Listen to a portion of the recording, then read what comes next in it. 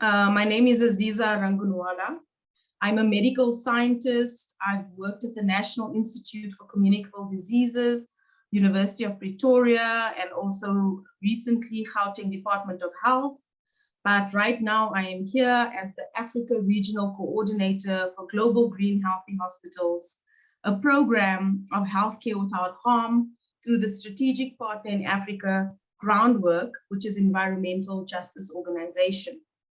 So just before we continue with the talks, I thought I'd say a little bit about Global Green Healthy Hospitals, otherwise referred to as GGHH.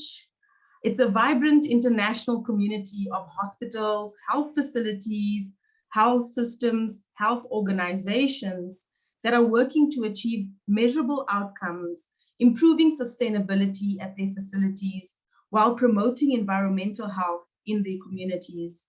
Now, the membership to GGHH doesn't only provide access to a variety of tools and resources to help you in the sustainability journey, but it connects you to thousands of colleagues and experts around the world, where we can learn and share collaboratively. Now, an extension of the program is also called Sustainable Procurement in Health, referred to as SHIP, because we know that spending is where the carbon footprint is. And this is all about working towards climate smart healthcare. And that's probably why I'm chairing this session today, because of the relevance to my work. I'm going to introduce the speakers as they come up. And our first speaker will be Dr. Louis Reynolds. Now, Dr. Louis Reynolds is a retired pediatric ICU and lung specialist. He's a member of the People's Health Movement South Africa Steering Committee and the Advocacy Committee of the Department of Pediatrics and Child Health at the University of Cape Town. And he's also a not yet retired health and human rights activist. Louis will be talking about the relationship between climate change and health systems. Over to you, Louis. So I'm going to speak about health systems and the global ecological crisis. I think everyone in this webinar should know that South Africa's health is really in a crisis. And it's not only the health of individual people, but the health of the nation. And it affects also our health systems, both the public and the private health systems. In 1912, there was an early warning from a newspaper in New Zealand called the Rodney and Otamatia Times on the 14th of August. So it's not as if we weren't warned. This article appeared 100 years ago in a small New Zealand newspaper called the Rodney and Otamatia Times in their science notes and news. And the article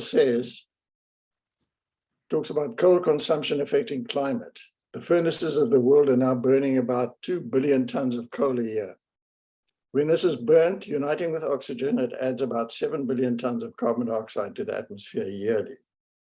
This tends to make the air a more efficient blanket for the Earth and to raise its temperature.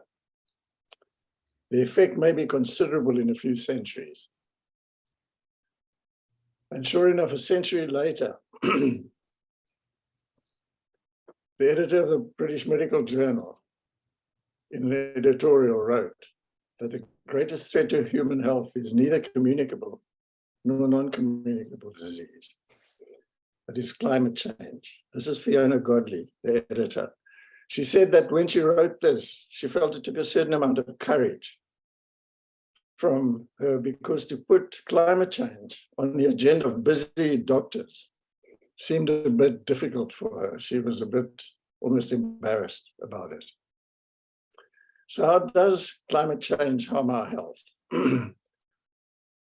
It harms our health through direct and indirect pathways, and it affects particularly people who are vulnerable because of biological, social, economic, or political influences.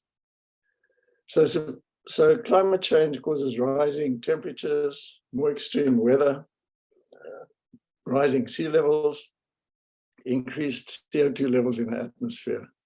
And this affects not only the temperature, but it affects the weather, air pollution, changes in vectors. Vectors are insects and so on that carry disease around. They move to different places. It increases the amount of allergens in the air, decreases water quality, and so on. And this leads to a whole lot of other effects. So these are all the mental impacts, injuries, accidents, interpersonal violence, mental health, heat-related illness and death, forced migrations, civil conflicts, and malnutrition and diarrhea. And these diseases here in the bottom right-hand corner from bad water, etc. So the impacts on health are severe, and not only where we live, but impacts in other places cause people to move and find better places. Some places are becoming uninhabitable. For example, in 2003, there was a heat wave in Europe, not quite as severe as the heat wave they're having now. But in France, in August of that year, 65% of the people who died in France were excess deaths, and they were deaths from heat, mainly old people and small babies. And these are excess deaths in other countries, in the red over here in Europe, but France was the most impacted. Here at home, in KZN, a few months ago, we saw the floods that killed more than 400 people, made thousands homeless, robbed people of food and drinking water, making more people at risk of disease. People lost their medications because they couldn't get access to their health facility. Personal insecurity plus loss of work. Today in Somalia, there's an enormous tragedy unfolding as we speak, with 7.1 million people facing acute food insecurity and catastrophic hunger looming, and many, many people having to leave and migrate to find better places to live. So these are the impacts of climate change on health. So there's no doubt about that. But about 50 years ago, Ivan Illich, who is a bit of a radical kind of thinker, wrote a book called Medical Nemesis, in which he said that the medical establishment has become a major threat to health. And this is really the elephant in the room when we're thinking about climate change today, when you're talking about health and climate change. Ivan Illich was worried at that time because he felt that the medical establishment, the thing we call today the healthcare industry, had become a major threat to health because it was depersonalizing and kind of turning health into a technical, marketable issue. That there was robbing people of their ability to look after themselves. And this was in the interest of power and money. And that we were becoming, instead of people, we were becoming consumers or clients of healthcare. He was worried about that the medical establishment was losing its caring ethos. But today, his prediction has come right in a different way, and that is that our health systems are aggravating climate change, a thing that the editor of the BMJ called the biggest threat to health in history. And this is totally absurd. As the Director General of the World Health Organization, Dr. Tedros Ghebreyesus, says, health facilities are the operational heart of service delivery. They should be protecting our health. But they churn out CO2 through their use of energy and energy-hungry equipment. So instead of being caring and not doing harm, we are becoming, with our health systems, harmful to our own health. And this is a completely absurd situation. So how does this work? Well, healthcare produces greenhouse gases and a whole lot of other pollutants. 4.5% roughly of global greenhouse gas emissions of carbon dioxide comes from our modern healthcare systems. This is equivalent to more than 500 coal-fired power plants, big ones. And to me, this is a striking thing, that if the health sector were a country, it would be the 5th biggest greenhouse gas emission emitter on the planet. Where do these emissions come from? Well, most of them come from fossil fuels. And a lot of them, as Azeeza said earlier, comes from the production, the transport, purchasing, and disposal of goods and services. There are also direct emissions from healthcare facilities and the vehicles that the health system uses to get around, including vehicles used by patients, visitors, staff, transporting of equipment, and so on.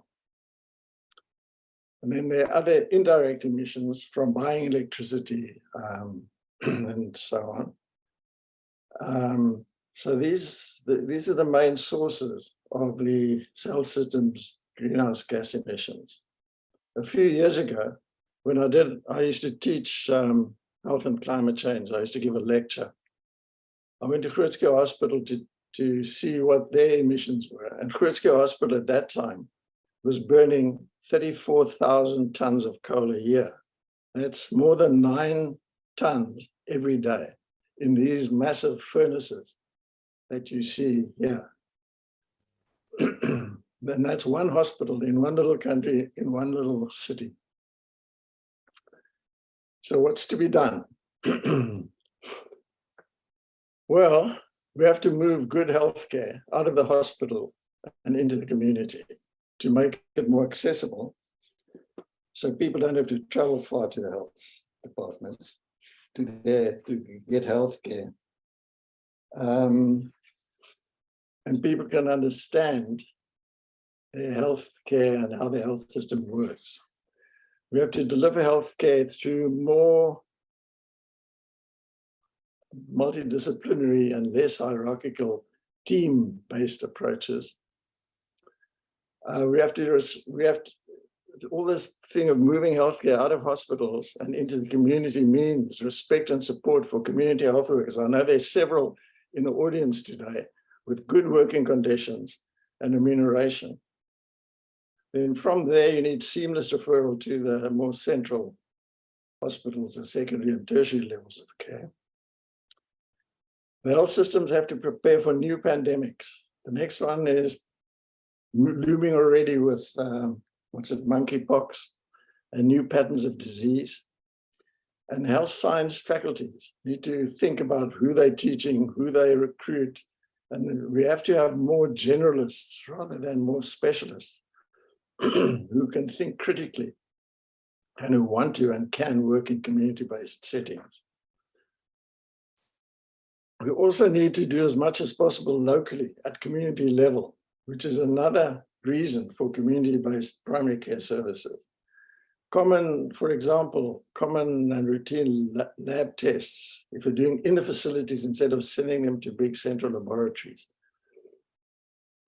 A Swiss study recently found that if you increase distance to the health facility from 5.5 to 15 kilometers, the footprint of an average consultation goes up by 56%. Mobile patients and staff and visitors can travel on foot or by bicycle as much as possible where it is safe. And this is key to primary healthcare. If it isn't safe, get the community to do something about that. So there are many things that can be done. And having local health facilities at work are very important. Then to reduce the burden of disease and the burden on the health system, it's essential to get state sectors to work together, to break out of their silos and work collaboratively to address the social determinants of health. And these are listed here in this diagram. And you can see that these cut across state sectors. And because all these things come together locally at community level, full community participation, excuse me, is fundamental to getting these systems to work to address the determinants of health. And this is what brings me to primary health care, because primary health care is health by the people. It means that people are empowered and become agents to find and do something about the causes, and the causes of the causes, and the causes of the causes of the causes of ill health in their community. This is not a new idea. This is a pretty old idea, but we never seem to get there. So as an example, I want to tell the story of 4 children who died in 2011 near a place called Verdwaal, which is in the Northwest Province. Verdwaal means lost. One hot morning, these 4 children, Sebengu, Mapule, Olebogang, Warabetswe, left home. It was a hot day. Sorry. The temperature that day went up to 32 degrees. They left home in this village to look for their mother. And the mother of these 2 younger children and the sister of the 2 older children, because she'd gone to find food for them. They followed her, but they never got back. When she got home later, they were missing. Their bodies were found later in a field. They were found in 2, they died separately. They died of hunger and dehydration. They, post-mortem showed that they had not eaten properly for weeks. Question is, why did they die? So why did they die? They died of hunger and thirst. But that was only the immediate thing, the immediate cause. Why were they hungry and thirsty? They were hungry and thirsty because there was no household food security. There was inadequate care.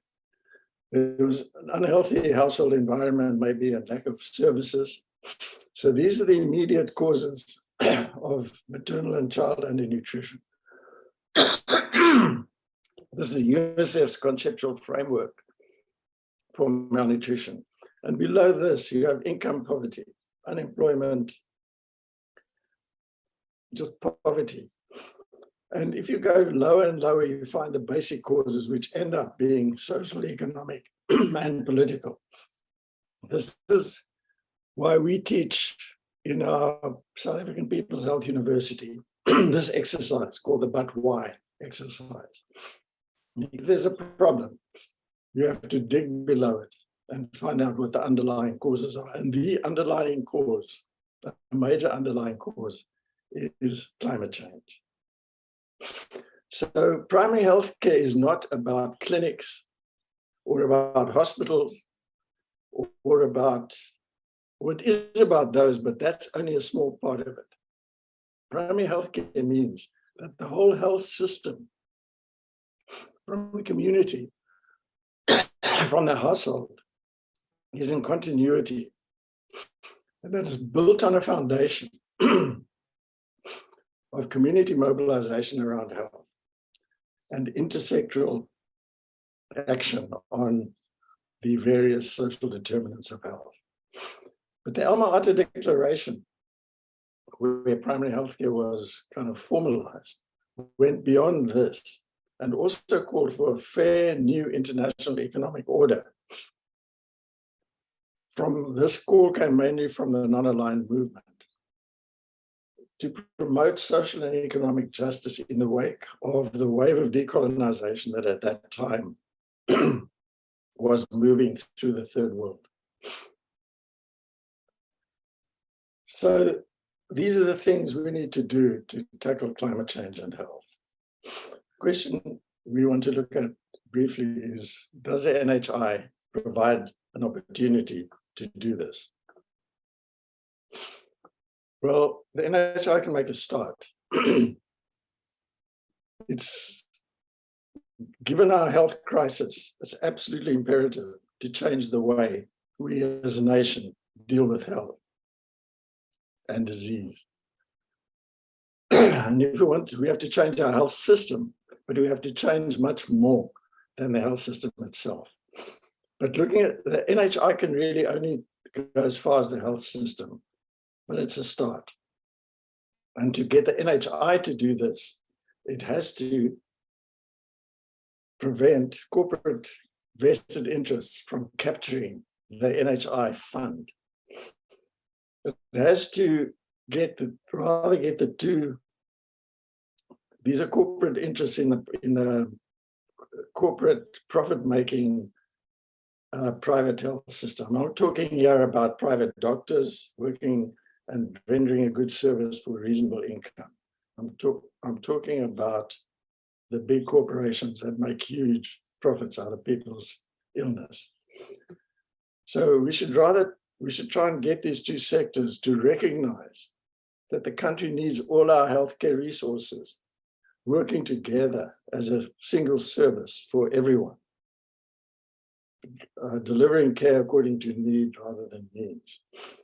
We need openness, transparency, and accountability to fight the corruption that's happening at all the levels of the health system.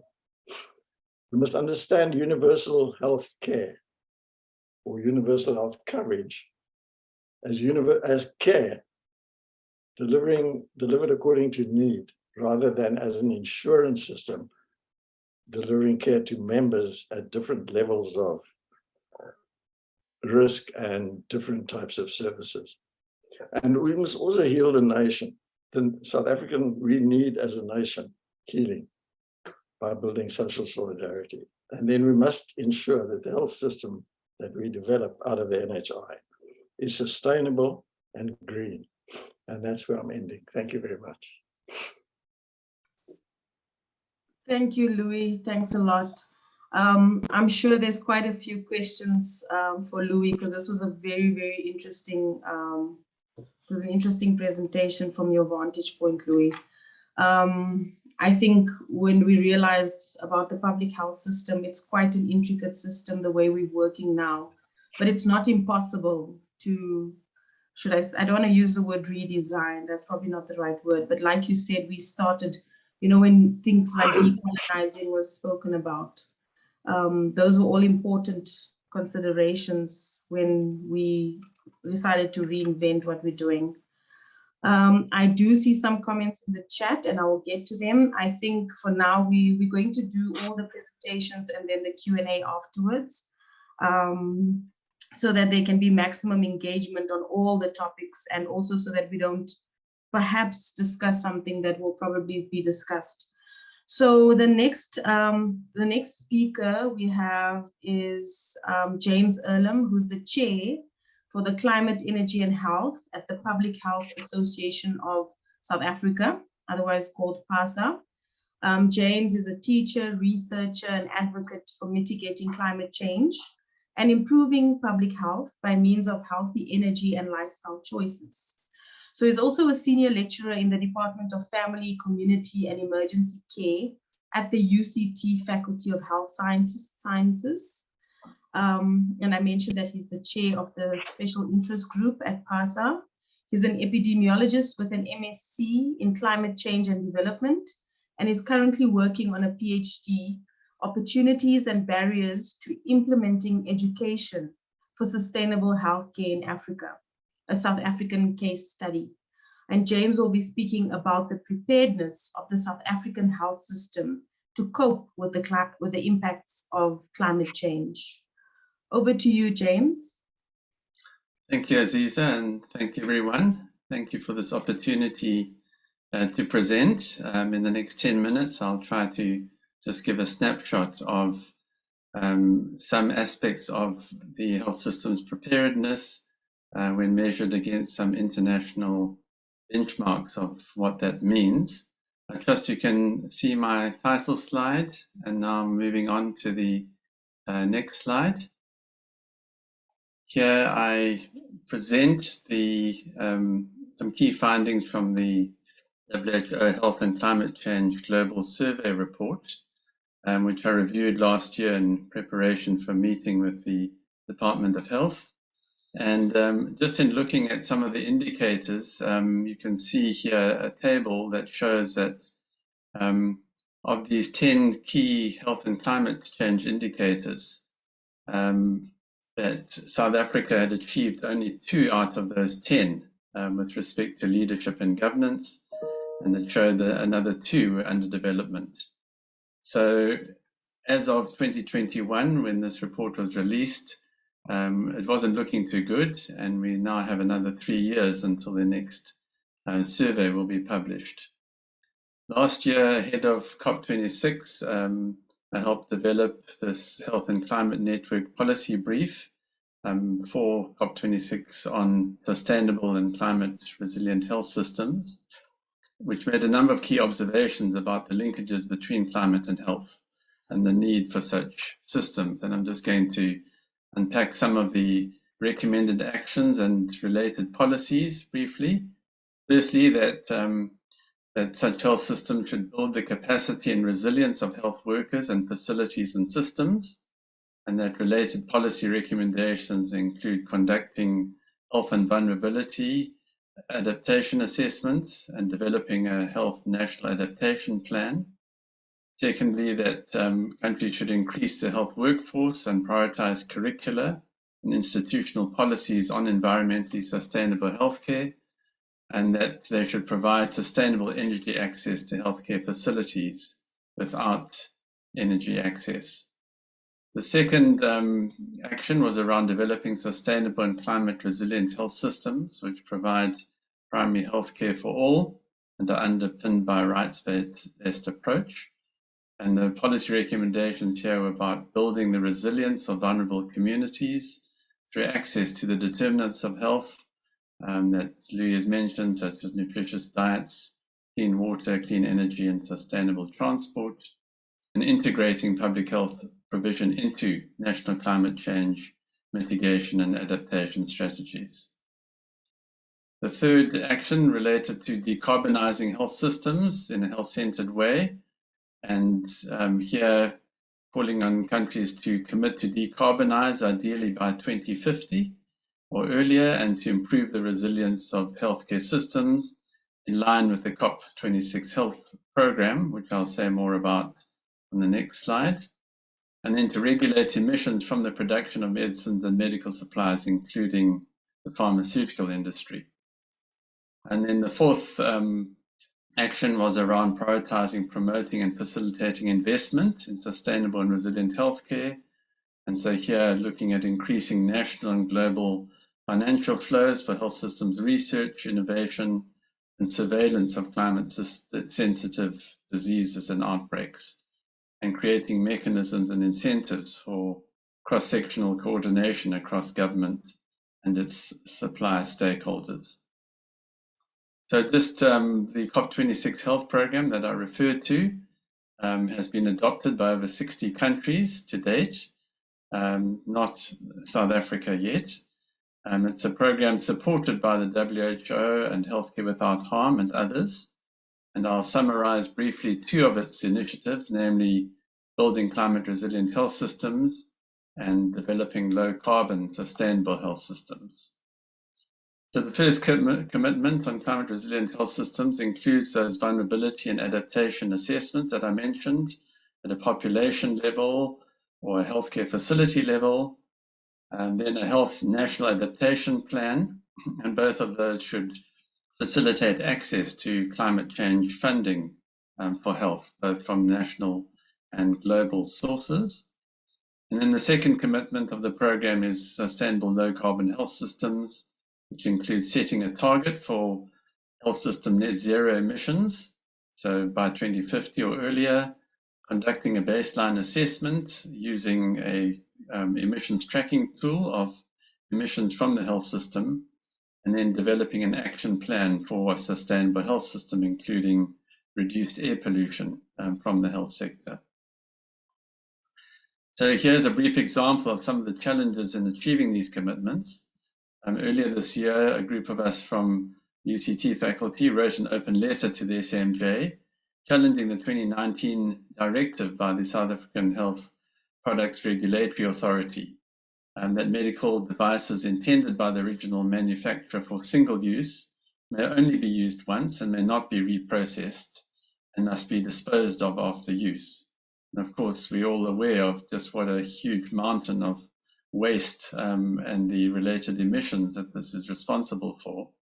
This Times Live article in April reported that despite multiple attempts to engage the regulator, SAHPRA had said that the matter was non-negotiable, and a follow-up this week has been made because more than 4 months later, we're still awaiting a response for reviewing that directive. I turn now to the official response from the Department of Health that they presented at the first conference in June of the Climate and Health Africa Network for Collaboration and Engagement, which is a sub-Saharan or mostly Southern African network around climate and health. And what follows are some of the key points from the National Director of Environmental Health on the climate change guidelines and the department's approach to climate financing to date. So just briefly, these are the health risks associated with climate change and some of the guidelines and strategies that have been developed. I'll provide a bit of further detail on only those first two guidelines, namely the Heat Health Action Guidelines and the Indoor Air Quality Guidelines, which are available on the department's website. So in reporting on climate change activities in the health sector, the Director spoke about the review of the National Climate Change and Health Adaptation Plan, 2014 to 2019 version, which focuses on the short, medium and long-term implications of climate on health, with objectives that, as you see, that include aligning health policies with climate change adaptation and mitigation, and the risk and vulnerability assessments, or RVAs, to identify high-risk areas and populations susceptible to climate change. So the initial phase of the RVA was published as a thematic content analysis study of climate change and health expert interviews, which is available in the African Journal of Primary Healthcare and Family Medicine. And then the final stages involve capacity building on the national RVA tool for the health sector in 9 provinces and 52 health districts to date. The National Climate Change and Health Adaptation Plan for 2020 to 2024 has apparently been finalized, but is not yet publicly available. Other climate change activities reported on include training on the 2020 Heat Health Action Guidelines, the ongoing development of indicators with the MRC and DFFE, and appointments to a National Climate Change and Health Steering Committee and development of terms of reference.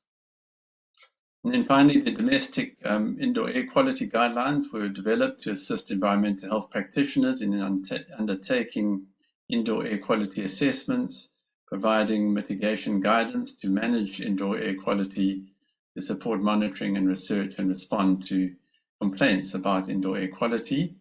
Progress has been made as indicated in building the capacity of EHPs and conducting baseline assessments in Highveld and Waterberg priority areas, and an air quality and health focus group has apparently been established. And then around financing, the DFFE is key in financing climate change programs within the health sector, which, as you see, has included RVAs since 2019. An intern has been appointed to support the department on climate change through a SANBI grant by the Government of Flanders for climate change adaptation, and further funding is needed for developing indicators, developing a national strategy, and appointing staff to implement the guidelines.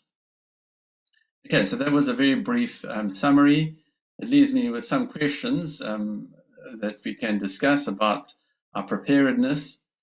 So the WHO COP26 Health Program seems to be an important initiative to be a part of.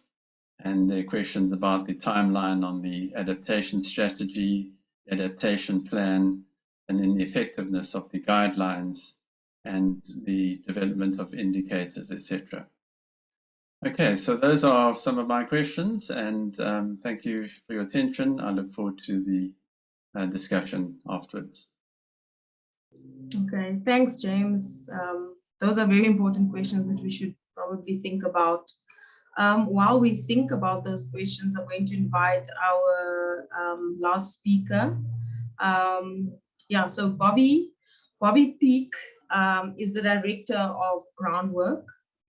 He's on Friends of the Earth South Africa, and he's also one of the founders of groundWork. And he's an environmental justice activist since the early 90s. I mean, Bobby actually grew up in a community which is the fence line of south of Durban's engine oil refinery. That was the early 90s. And in 1998, he received the Goldman Environmental Prize for Africa. He served on South Africa's first National Environmental Advisory Committee to the South African Minister of Environment. He was also a member of the International Executive Committee of Friends of the Earth International, which is the world's largest federation of grassroots organizations fighting for environmental and social justice.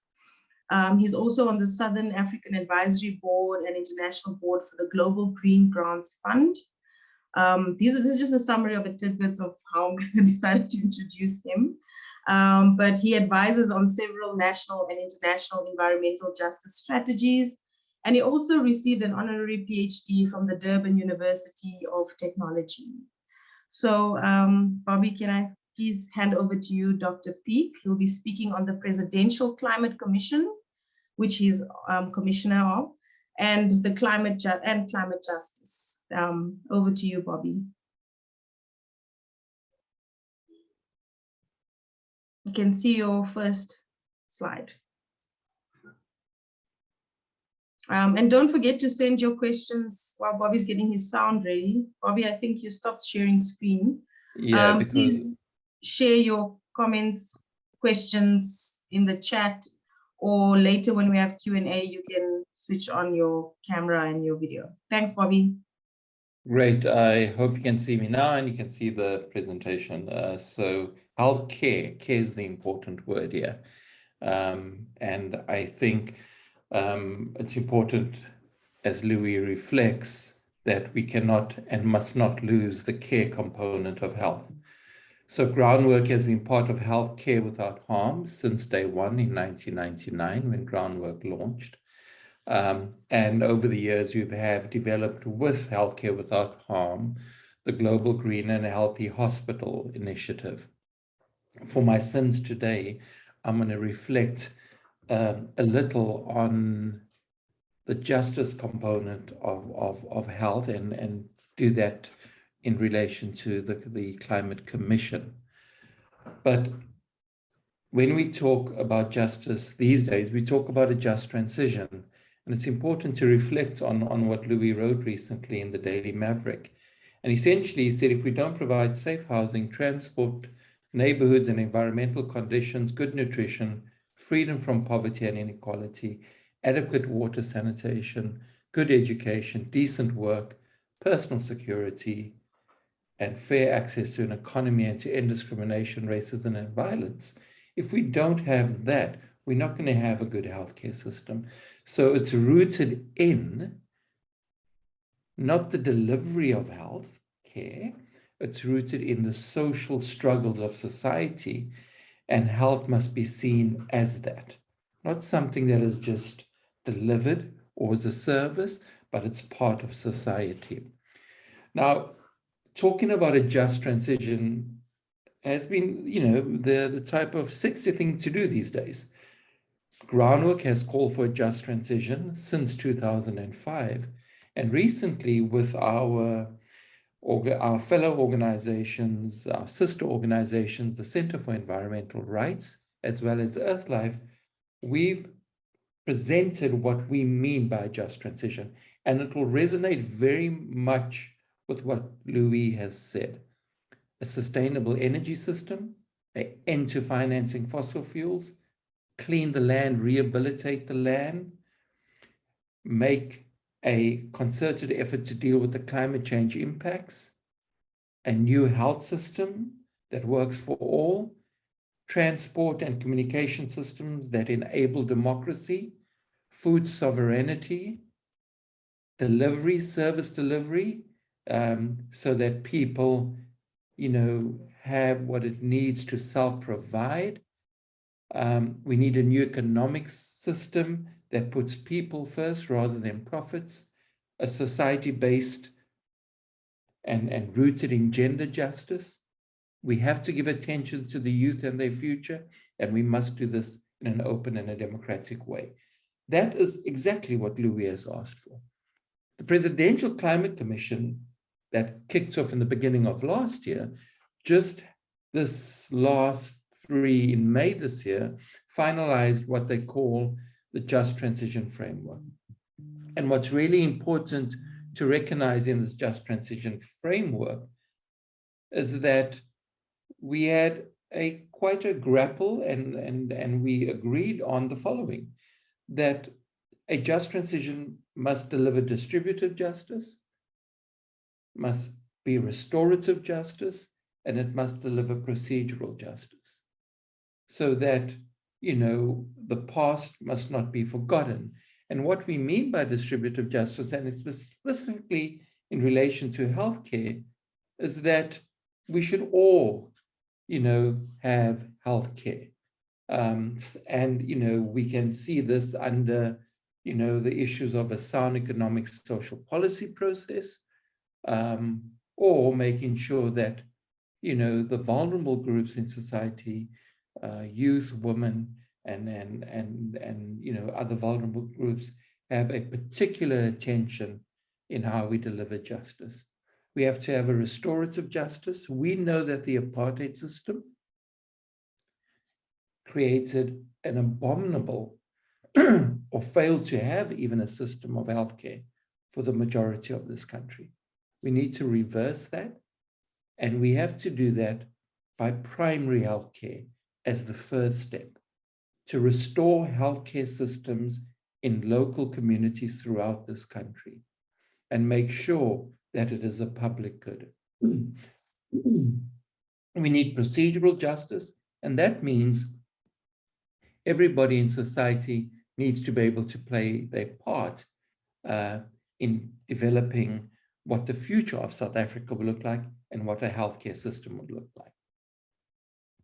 What we discussed early on in terms of a just transition takes us back to what was mentioned early on by Louis, and how, the Alma Ata Declaration has been built upon. The just transition call today hasn't been in an absence of recognizing that there's been struggle by society before to get us to now the fundamentals of a just transition.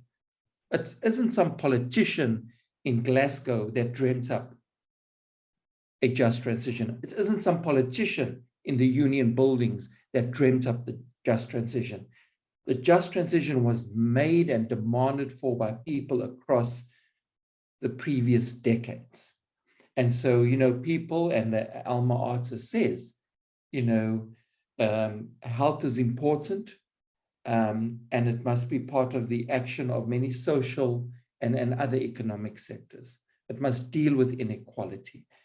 People must have the right to participate, and it must bring health closer to people. And there has to be a breakdown of violence globally and in society, peace, disarmament, so that at the end of the day, we can take those resources and spend it on health. But also, our health is defined by the very violence that we have in society. Let us not forget today is the day we commemorate the 10th anniversary of Marikana, the violence of Marikana. And we have to change that.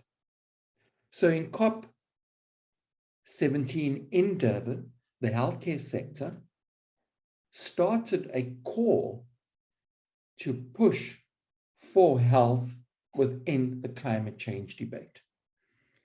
And so today, again, we build upon that call that was, brought together, Healthcare Without Harm, the politicians of South Africa at the time, the Minister of Health, the WHO, groundwork, and we pushed for this, and this was recognized. But groundwork has always worked with people on the ground to make health a big issue. So when the World Health Organization in 2018 says we have to consider air pollution because it's the biggest, issue that results in deaths of people, that is an environmental justice victory, because already 20 years before this, people on the fence line of polluting industries in South Durban were saying that the pollution from Shell, the pollution from Engine, the pollution from Mobil and BP was killing us. Our sisters and our children were dying in South Durban because of the pollutants from those industries. The WHO builds upon that. So that's really important. It comes out, and what the WHO today does, and what the demand globally is for just transition, is an environmental justice victory that was built upon the cause and the struggles of people on the ground. Thank you. I think I am there. Yes, I am there. Thank you very much. Thanks, Azeeza. Thank you very much, Bobby. So I'm going to open up the floor.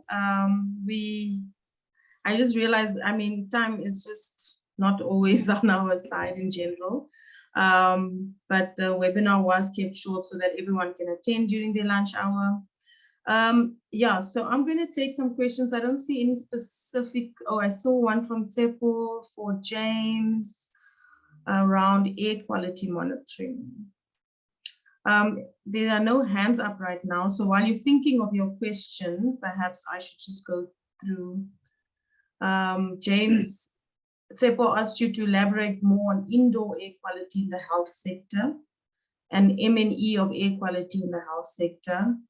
And also the next one is for Louis, question for Louis, and then there's one for Bobby. So perhaps, James, you can respond to Tsepo first about the indoor and outdoor air quality, and then we'll go to the other questions. Yeah, good question. I reported on the capacity building that's happening and stakeholder meetings. However, I cannot find the guidelines on the Department of Health website. And it was reported that they've established its air quality and health group. But apparently, it hasn't. It's at an advanced stage, they said. So I can't tell you much more than that. Maybe there is someone here on the call who can, and who was part of the stakeholder meetings that they held in the Highveld priority area last year.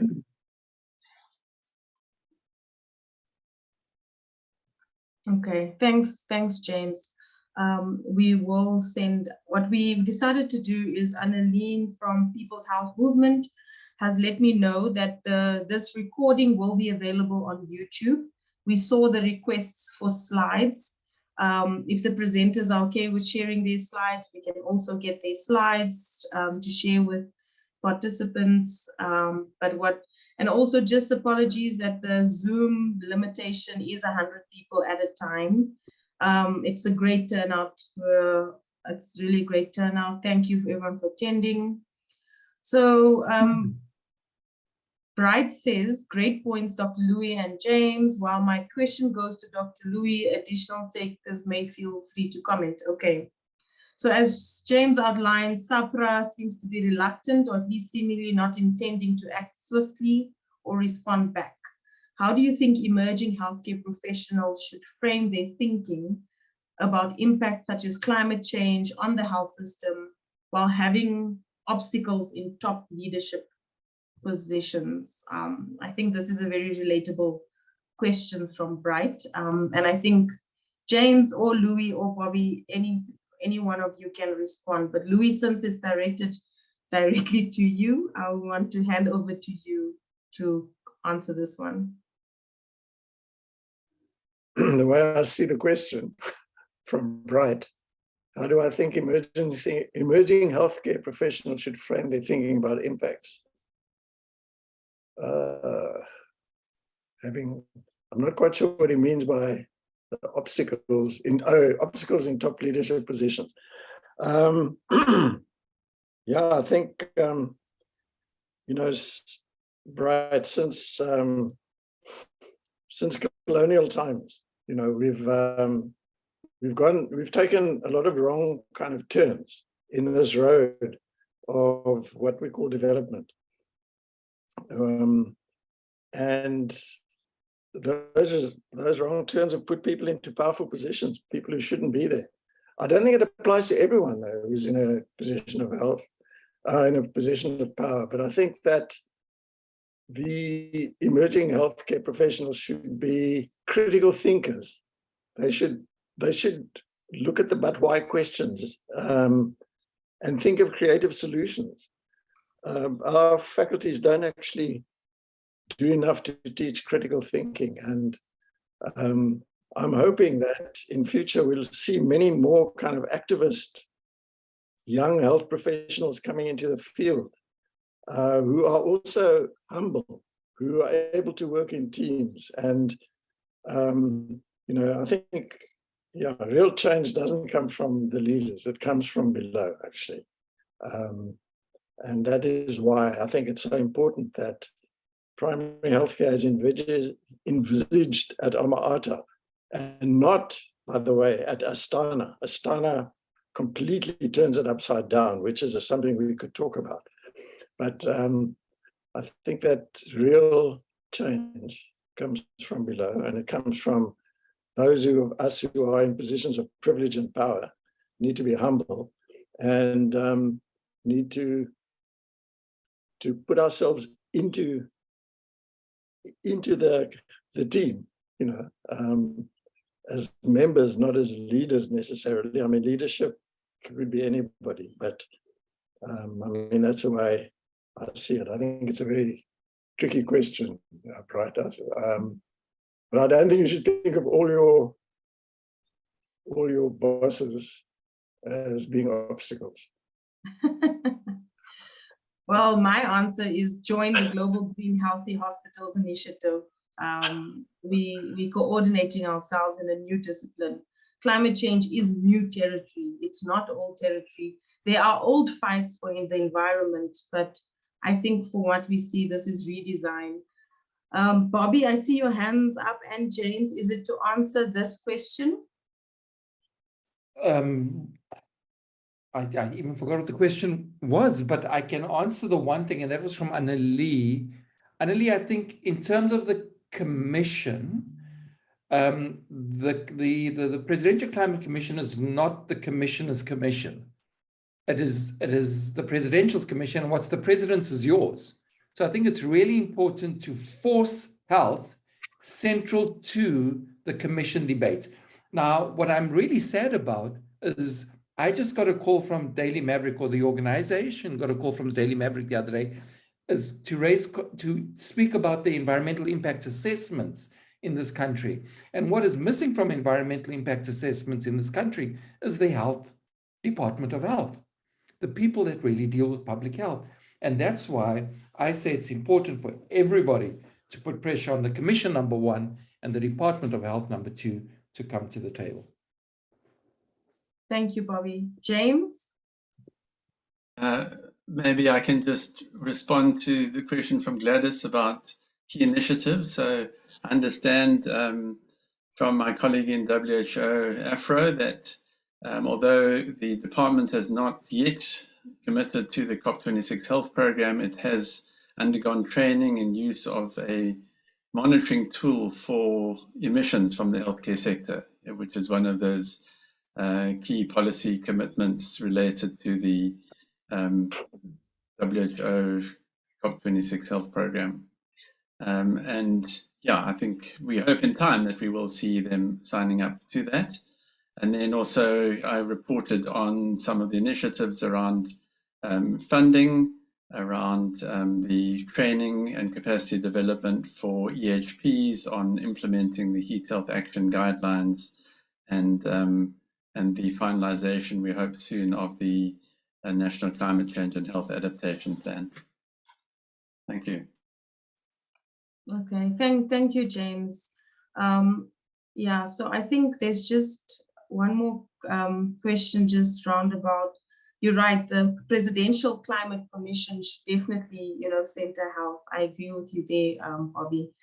And then perhaps if we could also just explore, I saw someone ask two questions about, that we have people that are not in South Africa on the call as well. We are giving a climate smart healthcare workshop in Lusaka next week, and I've invited all the potential and the participants. So I think that's probably where the climate, I think, Gladys, I'm not sure if you're asking from that vantage point about the Presidential Climate Commission. I saw on the call, there's quite a few GGHH members that are from the public health system. My colleague, Mary Madauri is on the call, ex-colleague from Mary Madauri is on the call.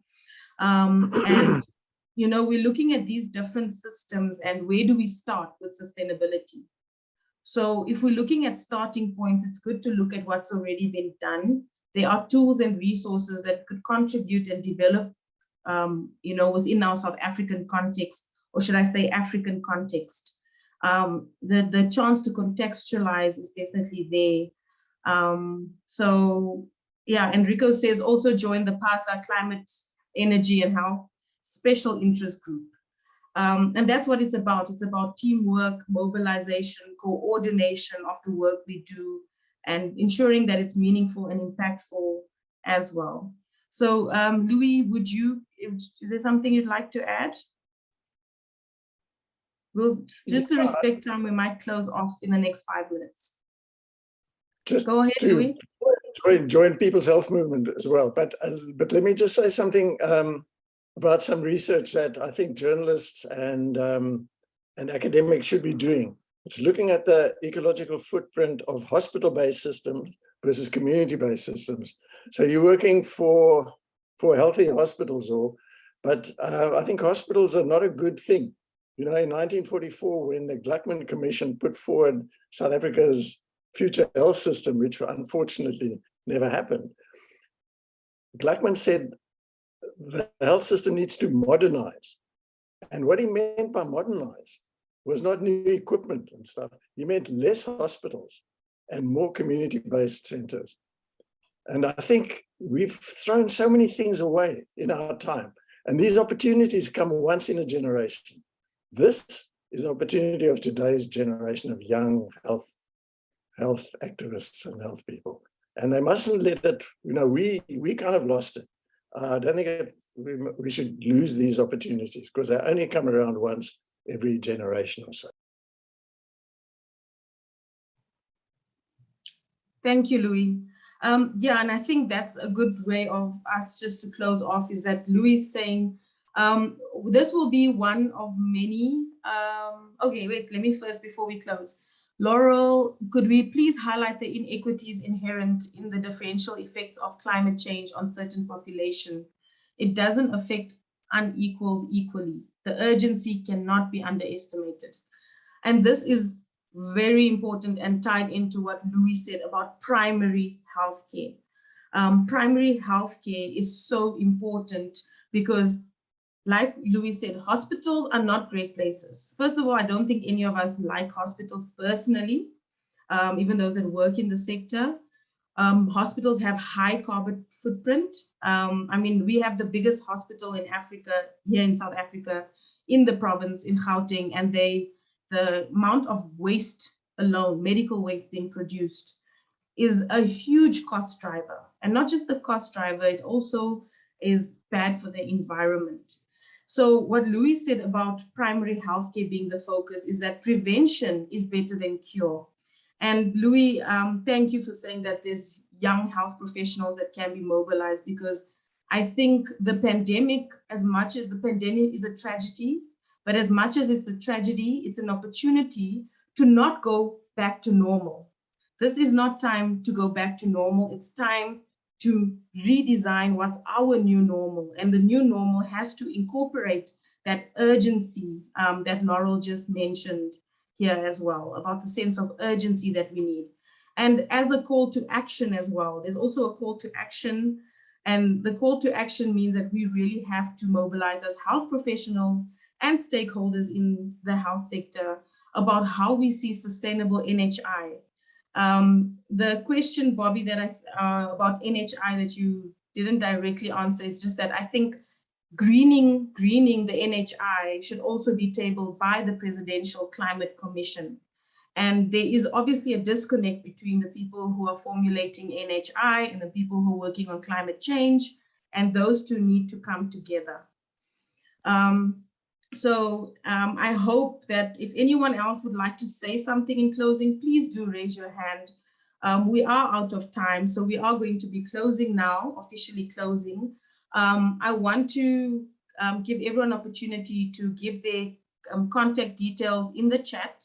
I will also give my contact details as well, so that we can deep dive further into these conversations. And also there will be future webinars by the People's Health Movement in collaboration with other stakeholders, not just us alone, but stakeholders outside of the Global Green Healthy Hospital Network, academics. We need academics on board. We need research facilities on board, because we know that evidence-based decision-making is also important in sustainability, and research also guides us, and not just research and academia, but community-based research as well. I see a lot of email addresses coming through, and thank you so much. Thank you everyone for participating. We hope that this is a series of many, and we will be at the Public Health Conference in September in Durban. There's information that's posted by Mafoko Pomani, she's also from groundWork. She has sent the link to PHASA. So there is a lot happening, and there's a lot that we can be part of. And I hope that this is going to be a call to action for all of us to treat this matter urgently, not just from the health sector point of view, but from community level as well. And, you know, hopefully we see these changes in our redesigned normal. Thank you to our presenters. Thank you for the attendees. Thank you for People's Health Movement. Annalene was the one doing all the administration and organizing and putting this together. Thank you very much for that.